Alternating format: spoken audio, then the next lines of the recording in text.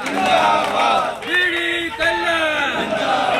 तो देखो, अभी इन 5 वर्षों में आप मानोगे नहीं, बहुत मुझे मेहनत करनी पड़ी, क्योंकि बीकानेर बहुत पीछे था।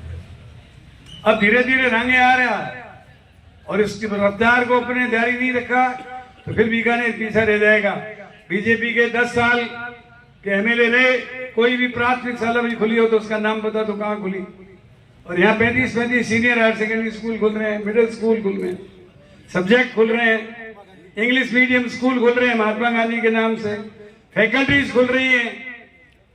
आपके गंगा शहर में कम से कम 5-7 जगह मैंने अलग अलग विषय खोले, कॉलेज खुल रहा है यहाँ पर। तो कहने का तात्पर्य मेरा ये है कि जो काम करता है, जिसका कर्म है सेवा, जिसका धर्म है सेवा, जिसका ईमान है सेवा, उनकी पहचान करो। नहीं तो लोग ठग लेंगे, कहीं कभी कहेंगे गणेश जी को दूध पिला दिया, हमको वोट दो। अब मुझे बताओ, गणेश जी को कोई दूध पिला सकता है? एक छोटा बालक था, मेरी माँ रोज का कहानी कहती थी, उसने आकर के एक बुढ़िया को कहा कि एक छोटी लुटिया लेके आई, इसकी खीर बनाओ। बुढ़िया ने कहा ये तो तपेली में ही लग जाएगी। कहती तुम लगा बना तो सही। बुढ़िया ने पहले 1 शेर, 2 शेर होते थे, मन छटाक होते थे, 2 शेर की तपेली चढ़ाई, भर गई। फिर बड़ा भगोना लेके आई, वो भी भर गया। घर में एक 10-12 किलो की कढ़ाई थी, वो भी भर गई। सारे गांव के बर्तन ले गई, रोटियां खाली नहीं हो। अब उसने कहा खीर बनाओ। खीर बनाई, सारे गांव को नहीं तो सारे गांव को जिम्मा दिया। और उसके बाद खीर बच गई तो खीर को है ना तुम्हारे झोंपड़ी के खड्डे में बूर दी।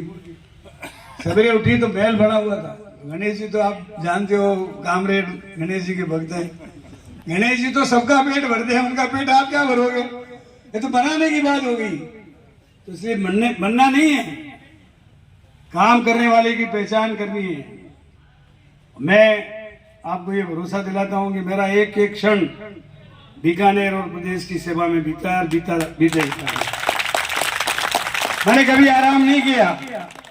कोई व्यक्ति ये बता दे कि बीडी कला से मिलने गया था और बीडी कला सो रहा था, बता नहीं सकता, क्योंकि मैंने हमेशा सेवा ही अपना कर्म समझा, सेवा ही अपना धर्म समझा और सेवा ही अपना ईमान समझा।